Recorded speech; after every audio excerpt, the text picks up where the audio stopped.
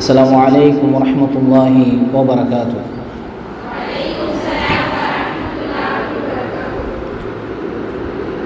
إن الحمد لله نحمده ونستعينه ونستغفره ونؤمن به ونتوكل عليه ونعوذ بالله من شرور أنفسنا ومن سيئات أعمالنا من يهده الله فلا مضل له ومن يضلله فلا هادي له وأشهد أن لا إله إلا الله وحده لا شريك له وأشهد أن محمدا عبده ورسوله أما بعد.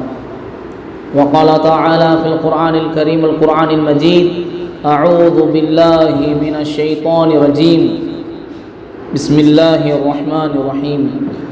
يا أيها الناس اتقوا ربكم الذي خلقكم من نفس واحدة وخلق منها زوجها وبث منهما رجالا كثيرا ونساء واتقوا الله الذي تساءلون به والأرحام إن الله كان عليكم رقيبا. وقال أيضا: يا أيها الذين آمنوا اتقوا الله حق تقاته ولا تموتن إلا وأنتم مسلمون. وقال نبينا محمد صلى الله عليه وسلم: خيركم من تعلم القرآن وعلمه كما قال عليه الصلاة والسلام. எல்லா புகழும் ஏக இறைவனாகிய அல்லாஹ் ஒருவனுக்கு மாத்திரம் உரித்தானதாக. அவனுடைய சாந்தியும் சமாதானமும் நாம் எல்லாம் உயிரோட மேலாக நேசிக்கக்கூடிய உத்தம சத்திய தூதர் முஹம்மது நபி ஸல்லல்லாஹு அலைஹி வஸல்லம் அவர்கள் மீதும், அவர்களை பின்பற்றி வாழ்ந்த சத்திய சஹாபாக்கள், தாபிஈன்கள், தபா தாபிஈன்கள், சுஹதாக்கள், இமாம்கள், நல்லோர்கள், இன்னும் உங்கள் மீதும் என் மீதும் ஒட்டுமொத்த இஸ்லாமிய சகோதர சகோதரிகள் மீதும் அல்லாஹ்வுடைய சாந்தியும் சமாதானமும் என்றும் என்றென்றும் நின்று நிலவட்டுமாக என பிரார்த்தனை செய்தவனாய், அன்பார்ந்த இஸ்லாமிய சகோதரிகளே, மாணவிகளே, அல்லாஹ் ரப்பூல் ஆலமீன் அவனை பற்றி பேசுவதற்கும் அவனுடைய மார்க்கத்தை பற்றி பேசக்கூடிய அந்த விஷயங்களை கேட்பதற்கும் நமக்கெல்லாம் அல்லாஹ் மிகப்பெரிய ஒரு வாய்ப்பை கொடுத்திருக்கிறான். அல்ஹம்துலில்லாஹ் சும்ம சும்ம அல்ஹம்துலில்லாஹ். அன்பார்ந்த இஸ்லாமிய சகோதரிகளே, மாணவிகளே, நாமெல்லாம் இந்த ஹஜ்ஜு பெருநாள் என்று சொல்லக்கூடிய அந்த தியாக திருநாள், அந்த நாளை கடந்து வந்திருக்கிறோம். எல்லோரும் யாருக்கெல்லாம் பொருளாதாரத்தின் அடிப்படையில் சக்தி இருக்குமோ எல்லோரும் குர்பானியை கொடுத்து இருப்பார்கள். அசலில் இந்த தியாக திருநாள் என்று சொல்லக்கூடிய இந்த ஹஜ்ஜி பெருநாளுடைய பின்னணி நமக்கெல்லாம் தெரிந்திருக்கும். ஆனால் அந்த பின்னணியை நாங்கள் அதன் அடிப்படையில், எதன் அடிப்படையில் அதை நாங்கள் விளங்க வேண்டுமோ அந்த அடிப்படையில் நாம் விளங்கி இருக்கிறோமா என்பதை நாங்கள் ஒரு முறை எங்களுக்கு நாங்களே கேள்வி எழுப்பி பார்க்க வேண்டும். இப்ராஹிம் அலைஹிஸ்ஸலாம் அவர்களுடைய தியாகத்தை, அவர்கள் செய்த பல விஷயங்களை நினைவூட்டும் வண்ணமாக அல்லாஹ் ரப்பூல் ஆலமீன் கால சுழற்சியின் அடிப்படையில் ஒவ்வொரு ஆண்டும் மறுமை நாள் ஏற்படும் வரையில் இந்த உலகம் எதுவரைக்கும் அல்லாஹ்வினால் நடத்தப்படுமோ அது வரைக்கும் இந்த தியாக திருநாள் என்ற ஒன்று நமது வாழ்க்கையில் அரங்கேறி கொண்டேதான் இருக்கும். இதில் எந்த விதமான மாற்று கருத்தும் கிடையாது. அந்த தியாக திருநாள் அன்று நாம் குர்பானி பிராணிகளை நாங்கள் அறுக்கிறோம். ஆடுகள், மாடுகள், சில இடங்களில் ஒட்டகங்கள், இப்படி குர்பானியை நாங்கள் கொடுக்கிறோம். இதனுடைய நோக்கம் என்ன?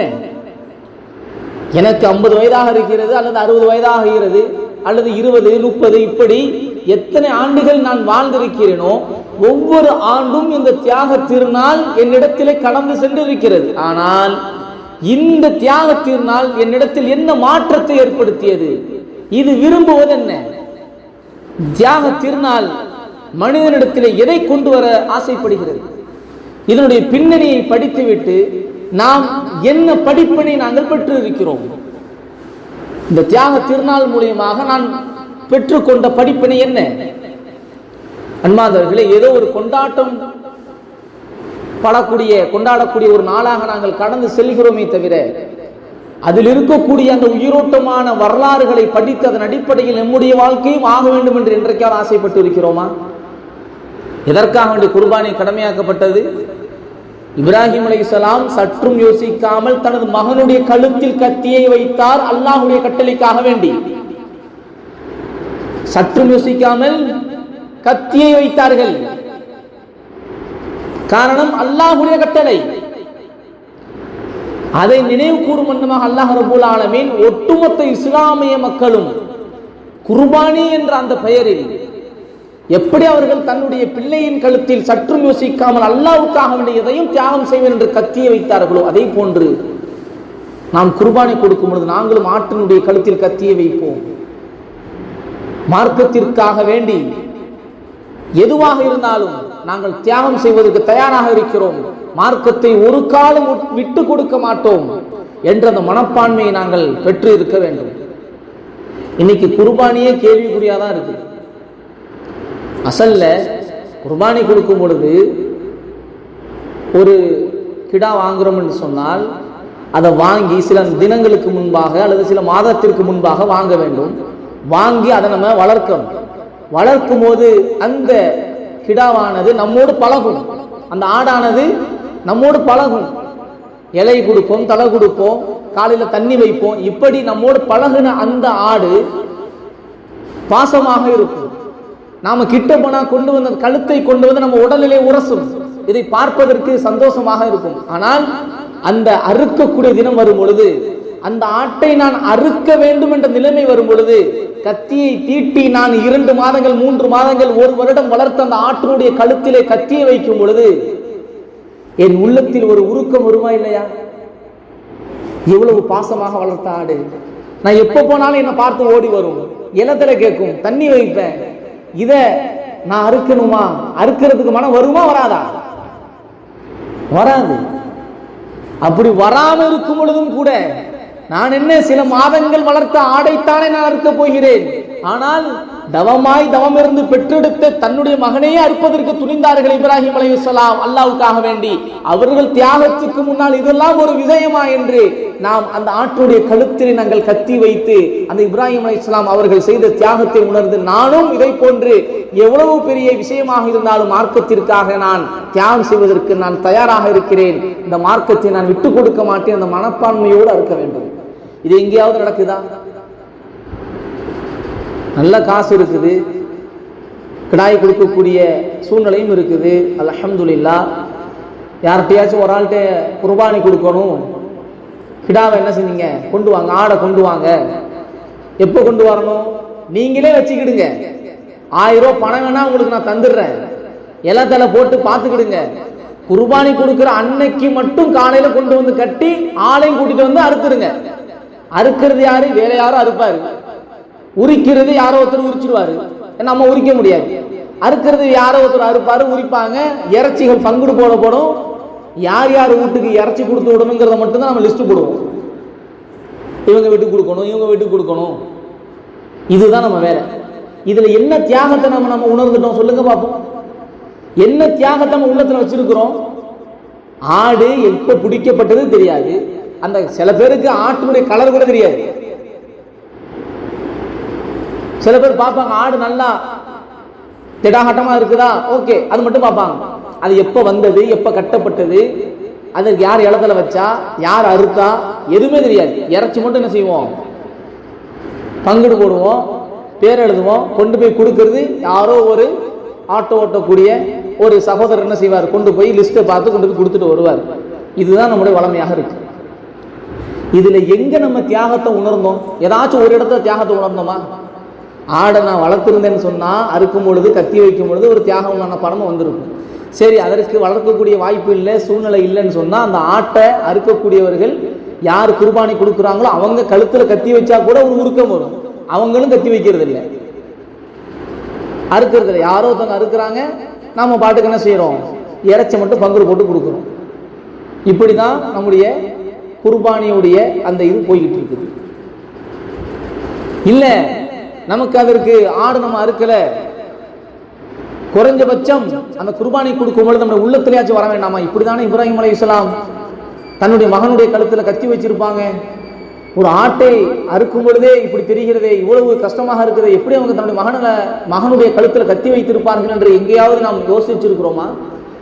என்றைக்காச்சும் நாங்கள் சிந்தனை செஞ்சிருக்கிறோமா? பயான்ல பேசப்பட்டா கேட்போமே தவிர அந்த தியாக திருநாள் என்று என்றைக்காவது நாங்கள் நினைத்து பார்த்திருக்கிறோமா? நினைச்சு பாருங்க. பெருநாடு தொழுகை தொழுது விட்டு நம்ம போய் கிடா அறுக்க போறாங்க, ஆடு அறுக்க போறாங்கன்னு சொன்னா அந்த ஒரு 5 நிமிஷம் எதற்காக வேண்டி அறுக்கப்படுகிறது? இப்ராஹிம் அலைஹிஸ்ஸலாம் செய்த தியாகம் தானே இது என்று ஒரு 5 நிமிடம் சிந்தனை செய்து பார்த்திருப்போமா? ஒரே இழுபறியா இருக்கும். ஆடு வந்துருச்சு, ஆடு உரிங்க, சீக்கிரம் வெட்டுங்க, சீக்கிரம் பங்குடு போடுங்க, அதை பிரிங்க, இதை பிரிங்க, இப்படி ஒரு இழுபறியா பரபரப்பாவே போகுமே தவிர எதற்காக அறுக்கப்படுது, ஏன் அறுக்கப்படுது, எதனால் இது கடமையாக்கப்பட்டது, எதை பத்தியான சிந்தனையும் நம்மகிட்ட இருக்காது. அதோட நோக்கமே நமக்கு தெரியல.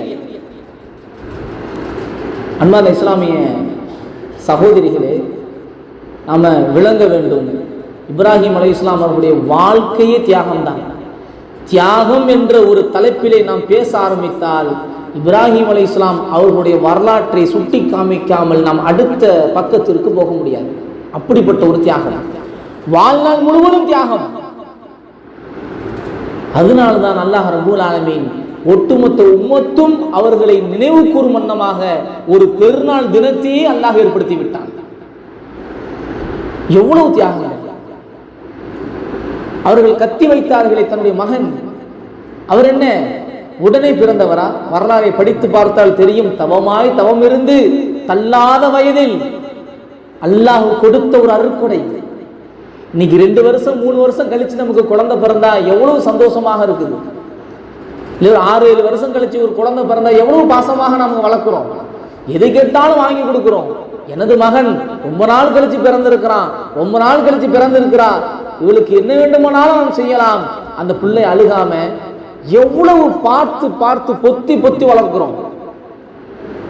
வயது முறிந்த காலம்.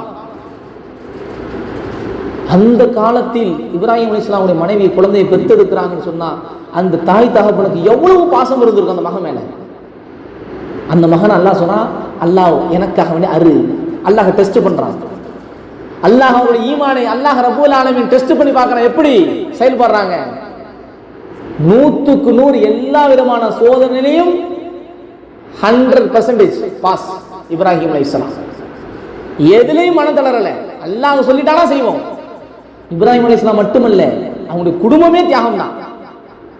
அவங்களுடைய மனைவி, அல்லாஹ்வுடைய கட்டளை, இவங்களை கொண்டு போய் பாலைவனத்தில் விடணும். எங்க விடணும்? கொண்டு போய் பாலைவனத்தில் விட வேண்டும். விடும் பொழுது இப்ராஹிம் அலைஹிஸ்ஸலாம் அவர்கள் விட்டு அவர்கள் ஒரு தயக்கத்தோடு இருக்கும் பொழுது அவர்கள் மனைவி கேட்ட வார்த்தை என்ன? இது நீங்கள் எடுத்த முடிவா இல்லது உங்களது இறைவனுடைய கட்டளையா?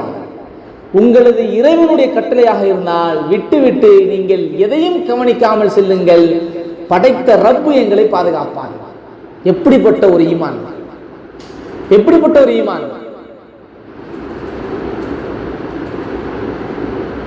அன்பார்ந்தவர்களே, மார்க்கத்தை எத்தி வைப்பதற்காக வேண்டி அவர்கள் நடைபோடும் பொழுது நெருப்பு குண்டத்திலே தூக்கி வீசப்பட்டார்கள். நெருப்பு குண்டத்தில் தூக்கி எறியப்படுகிறார்கள். மலக்குமார்கள் கேட்கிறார்கள், இப்ராஹிம் அவர்களே, நாங்கள் உங்களுக்கு உதவட்டுமா? ஹஸ்புனல்லாஹ் வ நிஅமல் வகீல். அல்லாஹ் போதுமானவன், எனக்கு அல்லாஹ் போதுமானவன். அல்லாஹ் தான் என்னை இந்த தூதுவத்துவத்தை கொடுத்திருக்கிறான். அவனுடைய கட்டையின் அடிப்படையில் நான் மக்களை அழைத்துக் கொண்டு இருக்கிறேன். அல்லாஹ் என்னை பாதுகாப்பான். எவ்வளவு பெரிய ஒரு ஈமான்! அல்லாஹ் உடனே அந்த நெருப்பை குளிர்ச்சியாகவும் இல்லாமல் சூடாகவும் இல்லாமல் அல்லாஹ் அந்த நடுத்தரமான மிதமாக அல்லாஹ் மாற்றி கொடுத்தான். வரலாறை படிக்கிறோமா இல்லையா? எப்படிப்பட்ட ஒரு தியாகம்! அல்லாஹ் குர்ஆனிலே அல்லாஹ் பதிவு செய்வான். எப்படி இப்ராஹிம் அலைஹிஸ்ஸலாம் அவர்கள் கட்டுப்பட்டார்கள் தெரியுமா? அதே மாதிரி கட்டுப்படக்கூடிய அந்த உணர்வு நம்மிடத்தில் இருக்கிறதா என்று நாங்கள் சிந்தனை செய்து பார்க்க வேண்டும். அவருடைய இறைவன் அவருக்கு சொன்ன சந்தர்ப்பத்தில் அஸ்லிம், கட்டுப்படுங்கள் இப்ராஹிமே, அல்லாஹ்வுடைய வார்த்தைக்கு கட்டுப்படுங்கள் இப்ராஹிமே. கால அஸ்லம்து லிரப்பில் ஆலமீன், அகிலத்தின் இரட்சகனான அல்லாஹ்வுக்கு நான் கட்டுப்பட்டு விட்டேன். உடனே சொல்றாங்க. எந்த விதமான யோசனையும் இல்லாமல் இத் قال له ربه اسلم قال اسلمت لرب العالمين.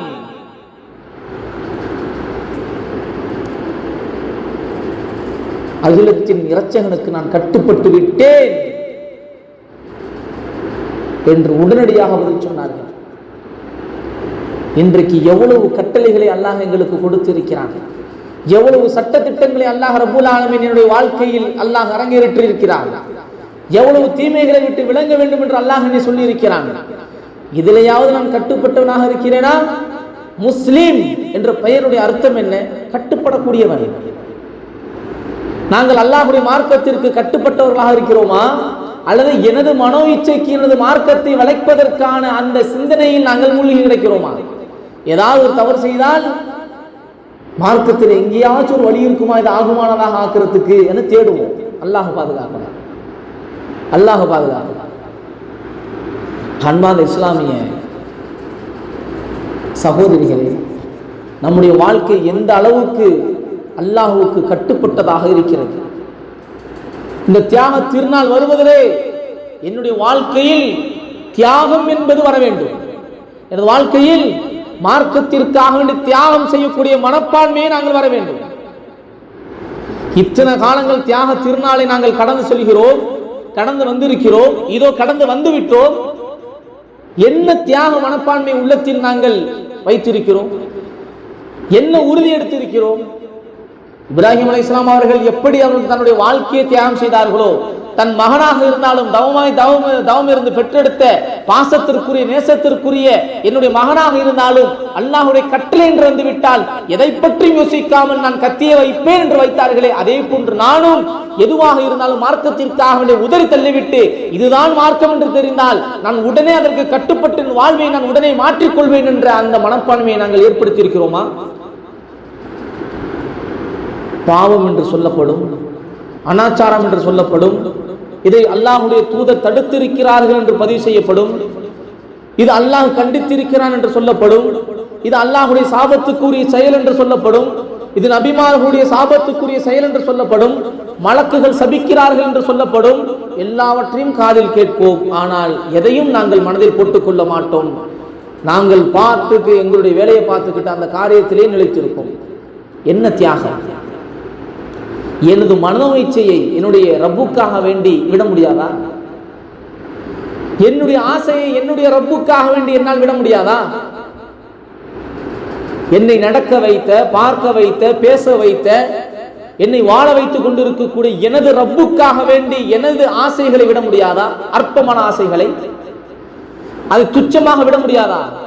ஆனால் எனது ஆசைக்காக வேண்டி, எனது இன்பத்திற்காக வேண்டி, எனது மனோ இச்சைக்காக வேண்டி எனது மார்க்கத்தை தூக்கி போடுவதற்கு நாங்கள் தயார். ஆனால் எக்காரணத்தை கொண்டும் எனது ஆசையை நாங்கள் அல்லாஹ்வுக்காக விட்டு கொடுக்க மாட்டோம். அல்லாஹ் பாதுகாக்கணும், அல்லாஹ் பாதுகாக்கணும். இது ஒரு முஸ்லிமுடைய பண்பா? இது அல்லாஹ்வுக்கும் அல்லாஹ்வுடைய தூதருக்கும் கட்டுப்பட்ட ஒரு இஸ்லாமினுடைய பண்பா? அப்ப என்ன தியாக திருநாளை நாங்கள் கடந்து வந்திருக்கிறோம்? ஏதோ ஒரு சடங்கு சம்பிரதாயத்தை போன்று மற்ற மக்களுக்கு எப்படி கொண்டாடக்கூடிய தினங்கள் வருமோ அதே போன்று கொண்டாடக்கூடிய நாளாக பார்க்கிறோமா? இல்லையே. ஒவ்வொரு விஷயமும், நம்முடைய 2 பெருநாட்களில் வரக்கூடிய ஒவ்வொரு விஷயமும் நம்முடைய வாழ்வை சரிப்படுத்தக்கூடியதாக இருக்குமே தவிர எந்த விதத்திலும் பாவத்தை போதிக்கக்கூடியதாக இருக்காது. ஒரு மனிதனுடைய வாழ்வை செம்மைப்படுத்தக்கூடிய ஒரு தினமாக இருக்குமே தவிர அல்லாஹ்வை மறந்து பாவங்களை அதிகமாக செய்யக்கூடிய ஒரு நாளாகவோ ஒரு கொண்டாடக்கூடிய தினமாகவோ எந்த இடத்திலும் இருக்காது. அல்லாஹ் நோன்பை பற்றி சொல்லும்போது என்ன சொல்வான்? நோன்பு பெருநாள் கொண்டாடுறோம், 30 நாட்கள் அல்லது 29 நாட்கள் நோன்பை நம்ம பிடிக்கிறோம். அல்லாஹ் என்ன பதிவு செய்கிறான்? குத்திபா அலைக்கும் சியாம் கமா குத்திபா அலல்லதீன மின் கப்லிக்கும் லஅல்லக்கும் தத்தகூன்.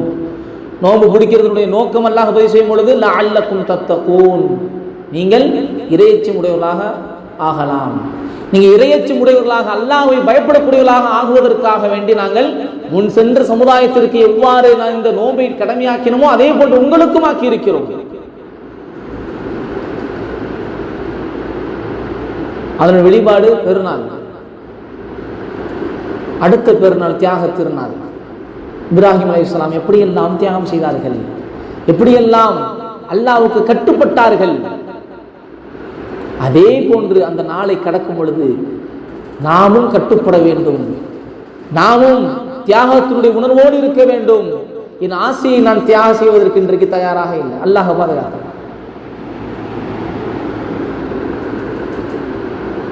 அன்பார்ந்தவர்களே, நம்முடைய வாழ்நாள் முழுவதும் அல்லாஹ்வுக்காக வேண்டி என்னுடைய அமல்களை செய்யக்கூடியவர்களாக, எனது எதுவாக இருந்தாலும் சரி, இன்ன ஸலாத்தி வ நுஸ்கி வ மஹ்யாய வ மமாத்தி லில்லாஹி ரப்பில் ஆலமீன். இன்ன ஸலாத்தி வ நுஸ்கி வ மஹ்யாய வ மமாத்தி லில்லாஹி ரப்பில் ஆலமீன். நிச்சயமாக எனது தொழுகை, இன்ன ஸலாத்தி வ நுஸ்க், நான் அறுத்து பலியிடக்கூடிய பிராணி, வ மஹ்யாய, எனது வாழ்வு, வ மமாத்தி, எனது மரணம், லில்லாஹி ரப்பில் ஆலமீன், அல்லாஹ்வுக்காக மட்டும்தான், அல்லாஹ்வுக்காக மட்டும்தான். இந்த வசனத்திற்கு கீழ் நாங்கள் வர வேண்டும், இந்த வசனத்திற்கு கீழ் வர வேண்டும்.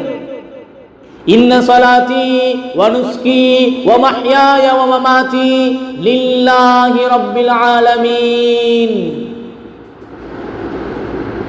அகிலத்தின் இரட்சகனான அவனுக்கு தான் எனது தொழுகை, நான் அறுத்து பலியிடக்கூடிய பிராணி, எனது வாழ்வு, எனது மரணம் எல்லாம். இந்த வசனத்திற்கு கீழ் நாங்கள் வர வேண்டும். இந்த வசனத்தை படிக்கிறோம், ஓதுகிறோம், அந்த அடிப்படையில் எனது வாழ்க்கையை நாங்கள் அமைத்திருக்கிறோமா? என் வாழ்வில் தவறு நடக்கிறது, நான் செய்யக்கூடியது பிழை என்று சுட்டிக்காட்டப்படுகிறது, குர்ஆனும் ஹதீஸும் இதற்கு எதிராக இருக்கிறது என்று பேசப்படுகிறது. அதை உடனே விடுவதற்கு நான் தயாரா அல்லாஹ்வுக்காக வேண்டி?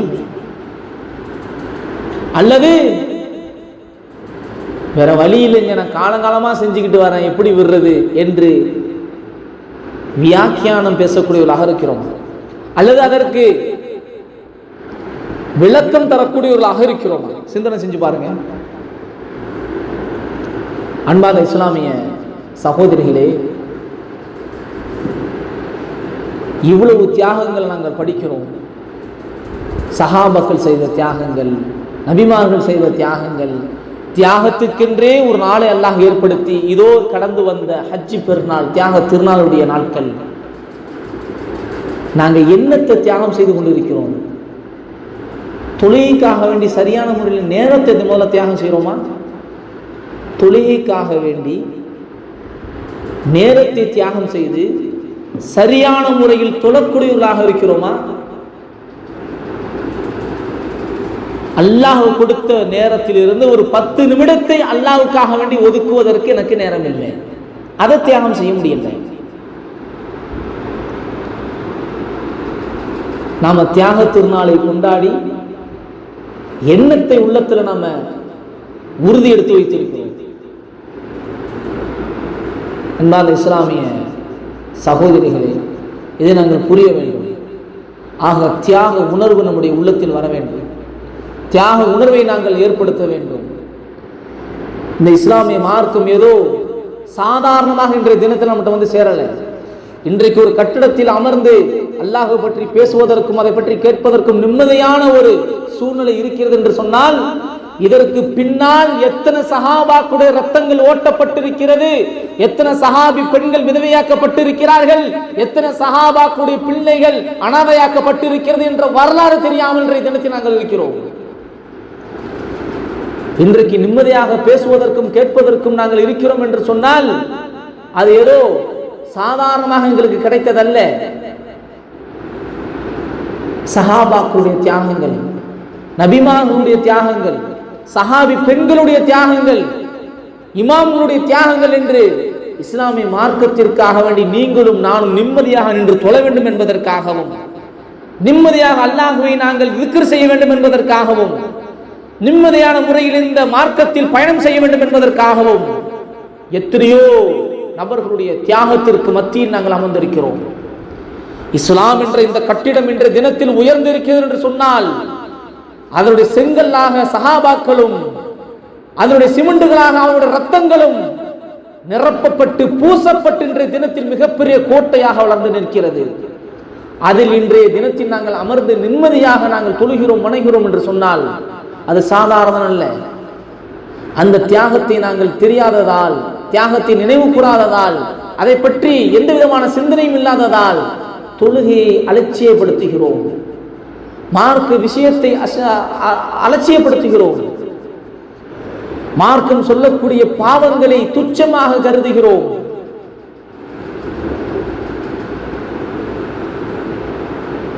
அன்பார்ந்தவர்களே, எந்த நிலைப்பாட்டில் நாம் இருக்கிறோம்? அன்பான இஸ்லாமிய சகோதரிகளே, நம்முடைய வாழ்வு வாழக்கூடிய இந்த வாழ்க்கை என்பது அல்லாஹ்வுக்காக வேண்டி இருக்க வேண்டும். பாவத்தை விட்டு விலகியவர்களாக இருக்க வேண்டும். நாம் எதையும் தியாகம் செய்யக்கூடியவர்களாக இருக்க வேண்டும். நேரத்தை தியாகம் செய்ய முடியல, அல்லாஹ்வுக்காக வேண்டி என்னுடைய பொருளாதாரத்தை தியாகம் செய்ய முடியவில்லை, என்கிட்ட இருக்குது, ஆனாலும் அல்லாஹ்வுடைய பாதையில் கொடுப்பதற்கு பயம், யோசனை. கொடுக்கணுமா? அந்த பணத்தை கொடுத்தது யார்? இல்லாதவர்கள் பிரச்சனை இல்லை, இருக்குது, கொடுக்க முடியும். ஆனால் மார்க்கத்திற்காக நீ கொடுப்பதற்கு யோசனை. ஆனால் என்னுடைய மன இச்சையை பூர்த்தி செய்வதற்காக வேண்டி ஆடல் பாடல்கள் வைப்பதற்கும், கச்சேரிகள் நடத்துவதற்கும், அலங்காரம் செய்வதற்கும், வீடியோ கேமராக்கள் எடுப்பதற்கும், இப்படி ரோடு முழுக்க தேவையில்லாமல் லைட்டு போடுவதற்கும், அனாச்சாரமான முறையில் யாரோ வருவதற்காக வேண்டி தேவையில்லாமல் ஆயிரக்கணக்கில் லட்சக்கணக்கில் கட் அவுட் வைப்பதற்கும், யாரும் ஒருவர் வருவதற்காக வேண்டி நுழைவாயிலை மட்டும் லட்சக்கணக்கில் டெக்கரேஷன் செய்வதற்கும் பணத்தை என்னால் வாரி இறைக்க முடியும். மார்க்கத்திற்காக வேண்டி 1000 ரூபாய் காசை கொடுப்பதற்கு யோசிப்போம். காரணம் என்ன? இதனுடைய விளைவு மார்க்கத்திற்காக வேண்டி செலவு செய்தால் என்ன கிடைக்கும் நாளை மறுமையில் என்பது எங்களுக்கு தெரியல. மார்க்கத்திற்காக வேண்டி 1 ரூபாயை தியாகம் செய்தாலும் நாளை மறுமையில் அதனுடைய விளைவு எப்படி இருக்கும் என்று நமக்கு தெரியாததினால், உலகத்தை தான் நாங்கள் மோகமாக கொண்டிருப்பதினால் இப்படிப்பட்ட வேலைகளை நாங்கள் செய்யக்கூடியவர்களாக இருக்கிறோம். அல்லாஹ் பாதுகாக்க வேண்டும். அன்பான இஸ்லாமிய சகோதரர்களே, சகோதரிகளே, நாம் ஆழமாக கவனிக்க வேண்டும். இந்த ஒரு தியாக திருநாள் போதும் எல்லா விஷயத்தையும் உள்ளடக்கி வேண்டும். கலரான முறையில் நாங்கள் புர்கா போடக்கூடியவர்களாக இருப்போம். டிசைனான புர்காக்கள் அணியக்கூடிய ஆசைகள் இருக்கும். மார்க்கம் சொல்லுது, இது போடாதீங்க, இது மார்க்கத்தில் அனுமதிக்கப்பட்டதல்ல, இது வேண்டாம், வள வச்சது வேண்டாம், கலர் வச்சது வேண்டாம், கல் வச்சது வேண்டாம். அதாவது உங்களை அலங்கரித்து காமித்து ஆண்களுடைய பார்வையில் உங்களை காமித்து கொடுக்கக்கூடிய புர்கா என்று போடக்கூடிய இந்த மாடர்ன் புர்காக்கள் வேண்டாம் என்று மார்க்கம் சொல்லும். ஆனால் மனோ இச்சைக்காக வேண்டி அழகா இருக்குதே, நல்லா இருக்குதே, பார்க்கறதுக்கு சூப்பரா இருக்குதே அப்படிங்கிறதுக்காக வேண்டி அதை தியாகம் செய்து விட்டு மார்க்கம் அனுமதிக்கக்கூடிய புர்காவை போடுவதற்கு மனம் இல்லை. என்ன கொடுமைன்னா, தியாக திருநாளை கொண்டாடுவதற்கே மார்க்கம் எதை அனுமதிக்கவில்லையோ அதே போன்ற ஆடையை போட்டுக்கொண்டுதான் செல்வோம். அதை கூட தியாக திருநாளை தியாகம் செய்ய மாட்டோம். இதனுடைய அசல் அடி வேறு. அதை புரியாததால் தான் இன்றைக்கு தவறுகள் சாதாரணமா நடக்குது. அடிப்படையை விளங்கல. உதாரணத்துக்கு சொல்றதா இருந்தா, வரதட்சணை வாங்குறது கூடாது, அதே நேரத்தில் என்ன செய்வாங்க, வரதட்சணை கூடாதுங்கிற பாட்டை போட்டுவாங்க வீட்டுல. அசல்ல இசையே கூடாது. இன்னைக்கு நிறைய பேர் நினைச்சுக்கிட்டு இருக்கிறாங்க, அடிப்படை விளங்காததுனால நான் ஒரு அனிபா பாட்டு கூடுவோம், பிரச்சனை இல்லை, சினிமா பாட்டு தான் கூடாது, இசை சேர்ந்தா எதா இருந்தாலும் கூடாது, இசை சேர்ந்தா எதுவா இருந்தாலும் கூடாது. ஆனா இஸ்லாமிக் சாங் மட்டும் கூடும் இசையோட. யார் சொன்னது? எங்க படிச்சாங்க? யார் பத்துவா கொடுத்தா? அப்ப நம்முடைய நிலைப்பாடு என்னவாயிடுச்சுன்னா, ஹனீபா பாட்டு தாங்க ஓடுது, அது என்ன பிரச்சனை, இப்படிதான் நம்ம கேட்கிறோம். அப்போ அடிப்படையே தெரியல. அடிப்படை என்ன? இசை என்பது கூடாது, ஹராம். இசை எதோடு சேர்ந்தாலும் சரி, அது மார்க்கத்தை பற்றி பேசக்கூடிய அந்த பாடலில் இசை இருந்தாலும் கூடாதுதான். மார்க்கம் அல்லாத கூத்தாடிகள் பாடக்கூடிய, உலக விஷயத்தை ஏற்படுத்தக்கூடிய சினிமா பாடல்களாக இருந்தாலும் கூடாதுதான். இசை சேர்ந்தால் கூடாது. ஆனா இன்னைக்கு நம்முடைய நிலைப்பாடு என்ன? இஸ்லாமிக் பாடலா இருந்தா பிரச்சனை இல்லை, இல்ல இசை இருக்கா இல்லையா, இருக்கு, அது உங்க கண்ணுக்கு தெரியாது, அது பிரச்சனை இல்லை. அடிப்படை இன்னைக்கு விளங்கல. அந்த மாதிரிதான் அதுலதான் என்ன செய்வாங்க, வரதட்சணை கூடாதுங்கிற பாட்டு ஓடும், ஆனா அந்த வீட்டுல வரதட்சணை வாங்குவாங்க. தெரியல, அடிப்படையே தெரியல. அதே மாதிரிதான் தியாக திருநாள், எதை எதை தியாகம் செய்யணும், மார்க்கம் எப்படி இருக்குன்னு சொல்லுது. அதற்கு மாற்றமாக நம்முடைய ஆடைகள், நம்முடைய செயல்பாடுகள் இருக்கும். ஆனா அந்த நிகழ்ச்சியில தான் நம்ம என்ன செய்வோம், கலந்து கொள்வோம். அல்லாஹ் பாதுகாக்கணும். அன்பார்ந்த இஸ்லாமிய சகோதரிகளே, இந்த தியாக திருநாள் நம்மளை கடந்து சென்று இருக்கிறது. எத்தனையோ தியாக திருநாளை நாங்கள் கடந்து வந்திருப்போம். இதற்கு பிறகு வரக்கூடிய வாழ்க்கையிலாவது இஸ்லாமிய மார்க்கம் எதை எங்களுக்கு கற்றுத்தந்திருக்கிறதோ அந்த அடிப்படையில் வாழ்வதற்கு நாங்கள் முயற்சி செய்யக்கூடியவர்களாக இருக்க வேண்டும். எவ்வளவு பெரிய விருப்பமாக இருந்தாலும் சரி, எவ்வளவு பெரிய ஆசையாக இருந்தாலும் சரி, மார்க்கத்திற்காக வேண்டி, அல்லாஹ்வுக்காக வேண்டி நாம் தியாகம் செய்தோம் என்று சொன்னால் அதனுடைய கூலி நாளை மறுமையில் பன்மடங்காக கிடைக்கும். அதில் எந்த மாற்று கருத்து கிடையாது. பன்மடங்காக கிடைக்கும். தவறு என்று தெரிந்ததற்கு பிறகு அதை விடுவதுதான் ஒரு மூமினுடைய செயல்பாடு. அவன் தான் ஒரு மூமின், உண்மையான ஒரு மூமினாக இருக்க முடியும். பாவம் என்று தெரிந்ததற்கு பிறகும், கூடாது என்று தெரிந்ததற்கு பிறகும் என்ன செய்யறது வழி இல்லை, பழகிட்டோம், அதனால இப்படி இருந்துக்கிறோம்னு பேசுறான்னு சொன்னா அவன் உண்மையான மூமின் அல்ல, இஸ்லாத்தை முழுமையாக விளங்கியவன் அல்ல. விளக்கம் கிடைத்ததற்கு பிறகு, பாவம் என்று தெரிந்ததற்கு பிறகு அதை விட்டு அவன் உடனே விலக வேண்டும். யா அய்யுஹல்லதீன ஆமனூ உதுகுலூ ஃபிஸ்ஸில்மி காஃபா. ஈமான் கொண்டவர்களே, வசனத்தை கவனிக்கணும். ஈமான் கொண்டவர்களே, இஸ்லாத்திற்குள் முழுமையாக நுழைந்து விடுங்கள். இஸ்லாத்திற்குள் முழுமையாக நுழைந்து விடுங்கள். யாரை பார்த்து அல்லாஹ் சொல்றான்? ஈமான் கொண்டவர்களை பார்த்து அல்லாஹ் சொல்றான். ஈமான் கொண்டவர்கள் யாருதான்? முஸ்லிம்கள். ஈமான் கொண்டவர்கள் என்றாலே முஸ்லிம்கள் தான். அவர்களை பார்த்துதான் அல்லாஹ் பதிவு செய்கிறான், ஈமான் கொண்டவர்களே இஸ்லாத்திற்குள் முழுமையாக நுழைந்து விடுங்கள். அல்லாஹுடைய தூதருடைய செய்தி நமக்கு கிடைக்கிறது. அல்லாஹுடைய தூதருடைய செய்தி நமக்கு கிடைக்கிறது. அப்படி இருக்கும் என்று சொன்னால், அல்லாஹுடைய தூதருடைய செய்தி நமக்கு கிடைக்கும் என்று சொன்னால், அல்லாஹுடைய குர்ஆனுடைய வசனங்கள் தெளிவாக நமக்கு கிடைக்கும் என்று சொன்னால், அதற்கு பிறகும் என்னுடைய தவறிலே நான் நீடித்திருப்பேன், நிலைத்திருப்பேன் என்று சொன்னால் நாம் உண்மையான மூமினாக இருக்க முடியுமா? நாம் உண்மையான முஸ்லிமாக இருக்க முடியுமா? அன்பான இஸ்லாமிய சகோதரிகளே, நாம் நம்முடைய பாவங்களில் இருந்து விலகி வர வேண்டும். நம்முடைய பாவத்தை பாவம் என்று தெரிந்து விட்டால், சுட்டி காட்டப்பட்டு விட்டால் கண்டிப்பான முறையில் விலகி வந்து விட வேண்டும். இதுதான் ஒரு மூமியினுடைய ஒரு பண்பு. அது ஆணாக இருந்தாலும் சரி, பெண்ணாக இருந்தாலும் சரி, தியாகம் செய்துதான் ஆக வேண்டும். எனக்கு விருப்பம் இருக்கோ இல்லையோ வேற வழி இல்லை, விட்டுதான் ஆகணும். இதுதான் என்னுடைய மார்க்கம் எனக்கு கற்றுத் தந்தது. என்னுடைய ஆசைக்காக வேண்டி மார்க்கத்தை வளைக்க முடியாது. என்னுடைய ஆசைக்காக வேண்டி மார்க்கத்தை விட்டு கொடுக்க முடியாது. மற்றவர்கள் பார்க்கிறார்கள் என்பதற்காக வேண்டி எனது சுன்னத்தை நான் விட முடியாது. மற்றவர்கள் கேவலமாக எண்ணுவார்கள், ஏளனமாக பார்ப்பார்கள் என்பதற்காக வேண்டிய மார்க்கத்தை நான் விட முடியாது. இந்த நிலைமை நமக்கு வரணும். ஒரு சஹாபி, அவங்கள ஒரு படை தளபதியாக இருக்கிறாங்க, மிகப்பெரிய ஒரு வீரர். அவங்களை அழைச்சி என்ன செய்யறாங்கன்னா, எதிரி படையில இருக்கக்கூடிய மன்னர் விருந்து கொடுக்கிறார். சாப்பாடு கீழே விழுது, பல வகையான சாப்பாடு, எல்லா ராணுவ படையும் இருக்கிறாங்க. இந்த ஒரு படைத்தளபதி, இஸ்லாமிய படைத்தளபதி, அந்த சஹாபி அமர்ந்து இருக்கிறாரு. சாப்பாடு கீழே விழுது, அதை எடுக்கிறாங்க, அதை எடுத்து தட்டி விட்டு சாப்பிடுறாங்க.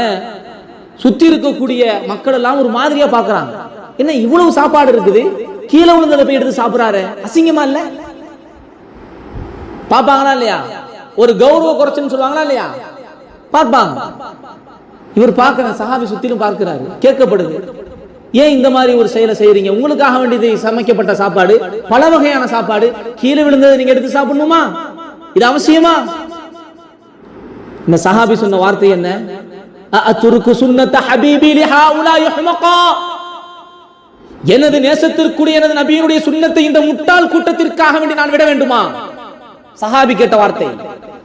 அத்துருக்கு சுன்னத ஹபீபி, என்னுடைய நேசத்திற்குரிய எனது நபியினுடைய சுன்னத்தை நான் விட வேண்டுமா? லிஹாஉலாஇ ஹுமகா, இங்கு நிற்கக்கூடிய இந்த முட்டாள் கூட்டத்திற்காக வேண்டி. எப்படிப்பட்ட ஒரு வார்த்தை! யாருக்காகவும் எதையும் தியாகம் செய்ய முடியாது. எனது மார்க்கத்திற்காக வேண்டி நான் எதையும் தியாகம் செய்வேன். ஆனா என்னுடைய நிலைமை என்ன? மற்றவங்க பார்க்கிறாங்க என்பதற்காக வேண்டி, மற்றவங்க என்ன அசிங்கமா நினைப்பாங்க என்பதற்காக வேண்டி அந்த இடத்துல என் சுன்னத்தை தியாகம் செய்வோம். உதாரணத்துக்கு கை சூப்பி சாப்பிடுறது. ஒரு 5 ஸ்டார் ஹோட்டல்ல சாப்பிடுறோமா, கை சூப்பி சாப்பிடுறதா அசிங்கமா நினைப்போம். இத்தனை பேர் இருக்கிறாங்களே, உனக்கு ரப்பு பார்க்கிறான், அது உனக்கு அசிங்கமா தெரியலையா? உன் நபியுடைய சுன்னத்தை விடுகிறாயே என்று ரப்பு பார்க்கிறான், என் படைத்தவன் பார்க்கிறான், உலகத்தினுடைய அதிபதி பார்க்கிறான், அது நமக்கு அசிங்கமா தெரியல. அவனுக்கு முன்னால் அப்படி செய்யறதை விட்டுட்டோமேன்னு சொல்லி அது பயமா தெரியல. ஆனால் மஹ்லூக், படைப்பினங்கள், அல்லாஹ்வினால் படைக்கப்பட்ட சாதாரண அடியார்கள், எதற்கும் உதவாதவர்கள், நாளை மறுமையில் எந்த விதத்திலும் நமக்கு பலன் தராதவர்கள், அவர்களுக்காக வேண்டி என்னுடைய சுன்னத்தை நான் தியாகம் செய்ய தயார். எனது வாழ்க்கையில் சுன்னத்தான முறைகளை விடுவதற்கு தயார். உலகத்தில் இருக்கக்கூடிய வேலைக்காக வேண்டி, சம்பளத்திற்காக வேண்டி, பணத்திற்காக வேண்டிய தொழுகையை நான் விடுவதற்கு தயார்.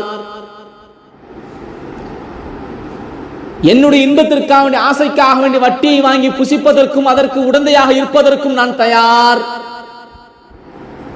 மார்க்கம் சொன்னதை நான் பின்பற்றுவதற்கு தயாராக இல்லை. அல்லாஹ் பாதுகாக்க. அன்பான இஸ்லாமிய சகோதரிகளே, நம்முடைய வாழ்க்கை முதலில் சொன்னதை போன்று இன்ன ஸலாத்தி வ நுஸ்கி வ மஹ்யாயா வ மமாத்தி லில்லாஹி ரப்பில் ஆலமீன், எல்லாமே அல்லாஹ்வுக்காக வேண்டி இருக்கக்கூடியதாக நாம் ஆக்கிக் கொள்ள வேண்டும். அப்படிப்பட்ட ஒரு வாழ்க்கையை வாழ்வதற்கு நாங்கள் உறுதி எடுக்கலாமா? இன்ஷா அல்லாஹ். அல்லாஹ் ரப்பல் ஆலமீன் அல்லாஹ்வுக்காக வேண்டி எப்படி இப்ராஹிம் அலைஹிஸ்ஸலாம் அவர்கள் எதையும் தியாகம் செய்வதற்கு துணிந்தார்களோ, அதே போன்று நம்முடைய மார்க்கத்திற்காக வேண்டி எதையும் தியாகம் செய்யக்கூடிய மனப்பான்மை எல்லாம் நமக்கு தந்துள்ள வேண்டும். எந்த விதத்திலும் யாருக்காகவும் எதற்காகவும் உலகத்திற்காகவோ அல்லது மற்ற விஷயத்திற்காகவோ மார்க்கத்தில் இருக்கக்கூடிய எந்த விஷயத்தையும் தியாகம் செய்து அது நாம் இன்பம் கண்டுவிடக்கூடாது. அல்லாஹ் பாதுகாக்க வேண்டும். ஆக நல்ல தியாக மனப்பான்மை உள்ளவர்களாக, தியாகம் செய்யக்கூடியவர்களாக, தொழுகை கடைபிடிக்கக்கூடியவர்களாக, அல்லாஹ்வின் பக்கம் விரைந்து செல்லக்கூடியவர்களாக அல்லாஹ் ரப்பல் ஆலமீன் உங்களை என்னையும் ஆக்கில் புரிய வேண்டும் என பிரார்த்தனை செய்வோம். அஸ்ஸலாமு அலைக்கும் வரஹ்மத்துல்லாஹி வபரகாத்துஹு. ஹாதா மா இன்தி வ இல்மு இன்தல்லாஹ் குலி கௌலி ஹாதா அஸ்தக்ஃபிருல்லாஹ் லி வ லக்கும் வஸ்தக்ஃபிரு அன்னி வ அன்கும். அஸ்ஸலாமு அலைக்கும் வரஹ்மத்துல்லாஹி வபரகாத்துஹு.